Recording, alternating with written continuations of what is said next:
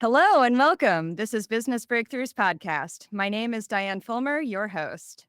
I'm the founder of DE Fulmer LLC, a marketing agency offering book editing, copywriting, and consultation services so busy business owners can bring their authentic stories to their audience to connect, build relationships, and increase their sales. In the description box or show notes, you'll find some links to connect with me. If you want to sponsor an episode, please reach out. Thank you for your support. This is an interview style podcast where we talk to business owners about their origin stories and lessons learned. You'll get to realize you're not alone, and we've all been there at some point. Subscribe and turn on notifications. Comment below and let us know your thoughts on this episode. With that out of the way, let's get started. On today's episode, we have Keith Besherse of Bald Guy Marketing. He is a former Army aviator, now serving small business owners as a marketing consultant. He helps struggling business owners who are still in the feast-or-famine stage of business growth establish the marketing systems they need to start generating a stable flow of new projects so their cash flow can stabilize. He brings the experience of a career helping general officers understand and solve complex geopolitical problems to the problem of helping busy small business owners see their business from an outside perspective.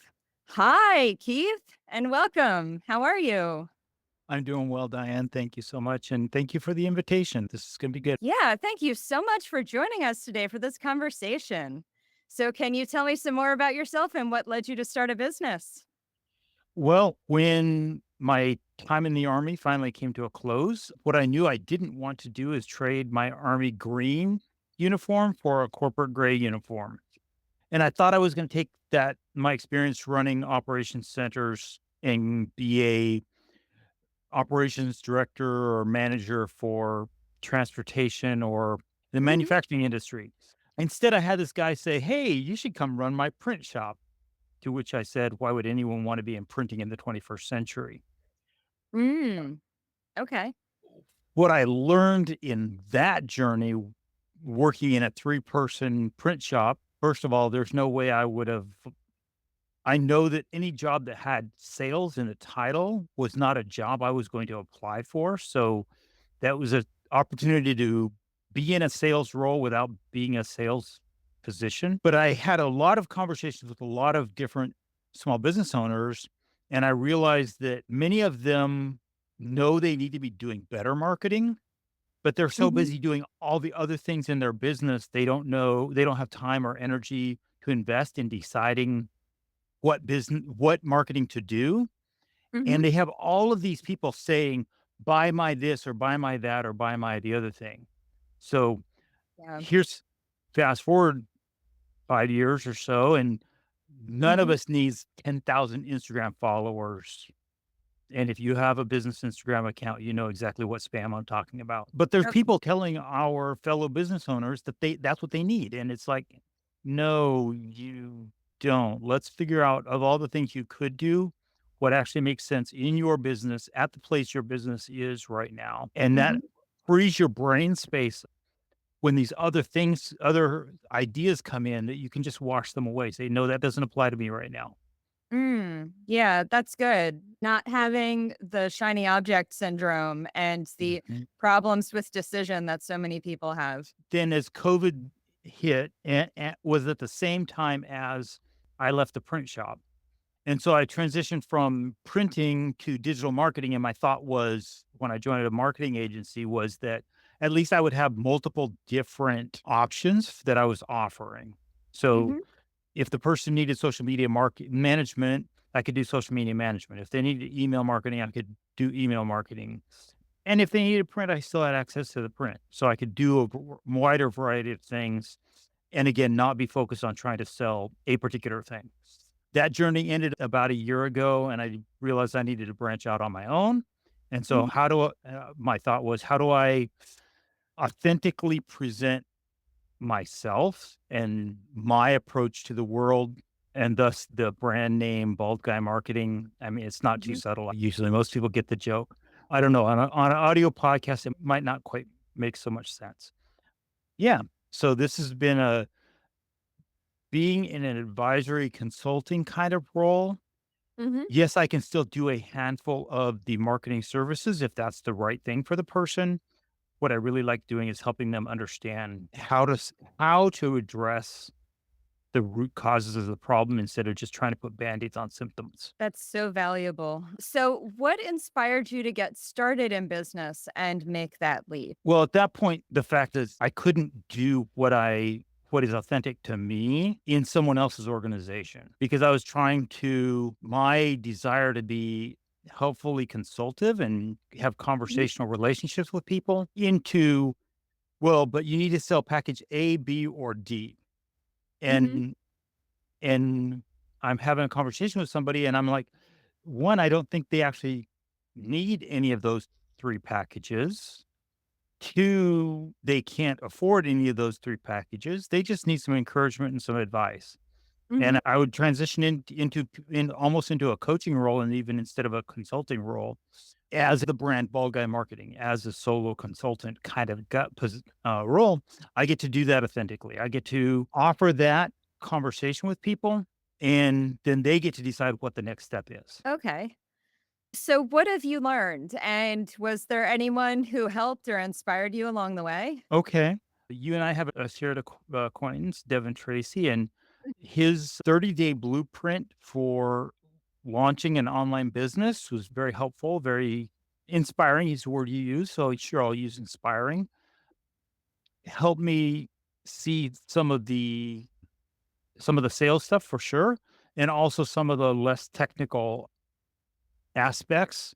And certainly I'm a technical when I do writing, when I do copywriting, I've told people I can't be a social media marketer for you because your business is I'm using an example. Their business is esthetician. It's just there's a little bit too much touchy-feely there and not enough it's hard facts. I could do copywriting for a lawn care company or home services company because it's concrete, sequential kinds of things. Technical writing works for that. Not so much when it's about how do you feel. And I just distracted myself from the point of the question you asked. So, What have you yes, learned and who helped and inspired you along yeah. the way? So, one of the key things that I've learned is that there are a lot of small business owners who know how to do the technical task and they meet somebody who's taken that technical task and turned it into a business. And that person then says, you can follow my path and you can be in business just like me. So you get somebody who says, I'm a master real estate salesperson. You should learn how to do real estate sales from me. And if that person has the right personality type and the right style and the right worldview that mirrors you, that meshes with yours, then that may very well be a very wise choice to follow that person's advice. On the other hand, if they're telling you that the way to do something is being inauthentic to yourself, then you're never going to be as successful as you think you should be. You're going to be measuring yourself. Oh my goodness, there's a tie to a guy who I'm have very recently started following. His name Patrick Almond out of Oklahoma City. His podcast is "Stop Doing Nothing." The recent podcast episode from Patrick Almond with "Stop Doing Nothing" podcast Mhm. was "Comparison is the thief of joy." And if Yeah. you happen to be following a coach, guide, guru who is telling you their life journey was after 6 months, they were at threshold, whatever the threshold was. And in 18 months, they were at this other threshold. And by the time they hit 24 months, everything in the world was rainbows, sunshine, and pixie dust. And you get to the 24-month mark and you're still struggling. All of us are human. And we will all pick up a mirror and we will internalize that as something wrong with us, when actually it was nothing wrong with us in the first place. The problem all along was that particular coach, guide, guru was teaching a method, a path that was inauthentic to you. Mhm. Business is hard. Business is a gut check. Business is the core fundamentals are simple, but something I learned in the army. The important things are simple, the simple things are hard. Mhm. It Yeah. the principles, the concepts, the things that are actually repeatable are simple, but they're very hard to do consistently. And there are many things we talk about bright shiny object. There are many things trying to distract us from doing those simple things consistently. And they seem, especially when they're not being successful, they're not achieving the effects we expect. They start seeming like they're the problem when they aren't when they aren't the problem. They're actually the solution. And the reason it's all yeah. And so we tried it. The reason bright shiny objects are a thing is Mhm. because we're in the grind trying to make it work, and it doesn't seem like it's working until an inflection point where it does. But up until that point, we're in this struggle of why am I not getting the results I think I'm getting? And our brains, which want to avoid that pain and they want to seek some other pleasure, are looking for a quicker, easier route. Mhm. And that ties to this issue with these coaches, it's nothing. It's not a criticism on them as a person or them as a journey. They are almost certainly they are the right coach for another 10 or 20 or 50 other people. Yeah. There is someone for whom that is the correct journey. Yeah. But for those of us who connect with the wrong coach at the wrong time in our career, our business paths, we have this situation that happens where they're telling us how great their models all are. And we're looking at our own results saying, how come I'm not getting that result? And that's what Mhm. I was trying to say earlier, where we start internalizing that as, am I doing something wrong? Yeah. We're doing something wrong. It's only because we're doing this thing that's right for someone else instead of the thing that's right for us. Learning to internalize other people's successes because they're painting their highlight reel. They're not Yeah. right. Even the coaches who are talking about their struggles along the way are almost always looking at it in the rearview mirror. And the way they present it is tempered by, and this is the result I got. Yes. Not, yes, you will eventually get a result, but what your results are going to be your results. They're all painting this picture of follow me, get my results. And no one can actually guarantee that. That's absolutely true. And that's something that the FTC is cracking down on recently. Yeah, every person has a unique journey, and everyone also has their own unique personal brand. And how can you be yourself and show your unique, authentic brand if you're trying to be someone else? So you made some very good points there. Oh, well, thank you. Yeah. All right. So it's time for some brief breakthroughs if you're ready. Okay. Okay. So, what's a mistake that people make?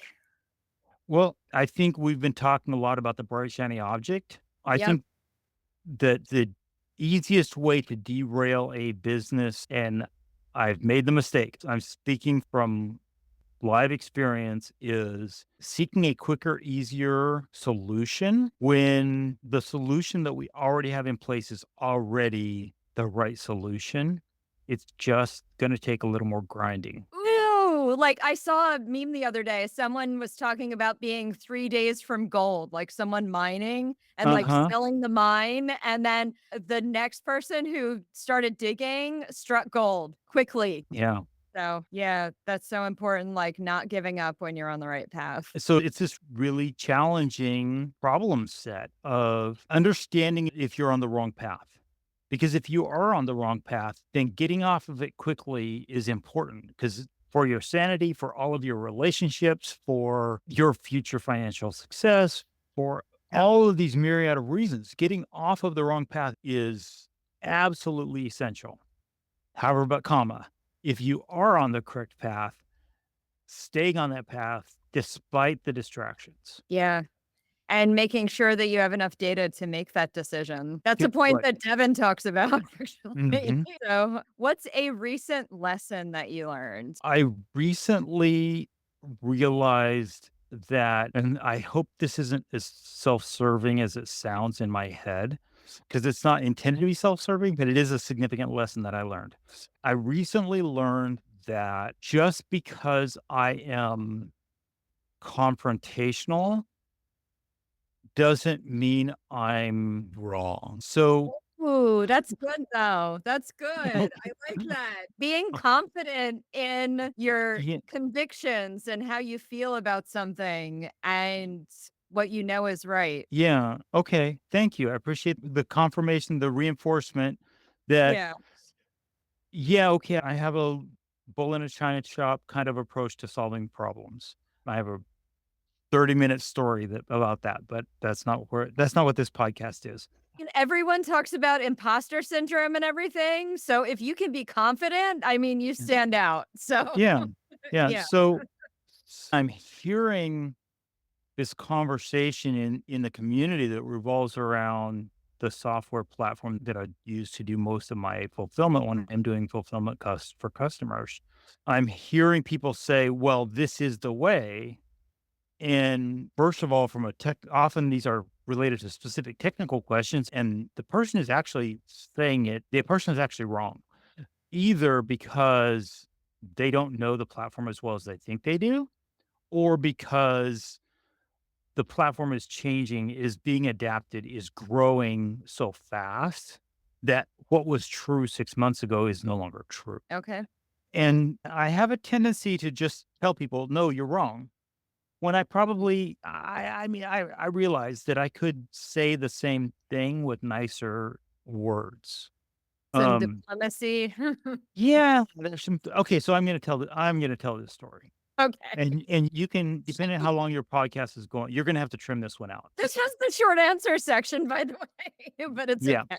Go yeah. for it. So I was assigned at JBLM, Joint Base Lewis McChord, Fort Lewis, on the three-star general headquarters. And I had two full colonels between me and the general.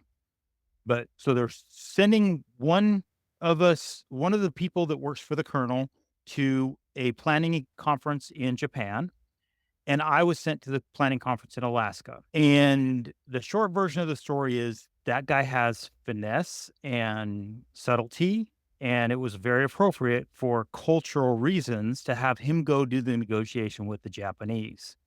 Doing the planning conference with the Americans and Canadians in Alaska, when I'm sitting back in the audience, I was a lieutenant colonel at the time. So there's a a brigadier general and about 6 full colonels on the front row getting this briefing. I represent the three-star general, but Mhm. this room is not about me. Room is about those colonels. But one of the colonels started changing the focus of where the training event was going to go. And I'm the obnoxious enough person that I literally stood up and said to the general, sir, what that colonel is asking for is a violation of the three-star general's request, guidance, direction. And I sat down because I had my say, and tone changed, and that colonel's backed down a little bit. And he said, "Okay, what do the rest of you need for your teams?"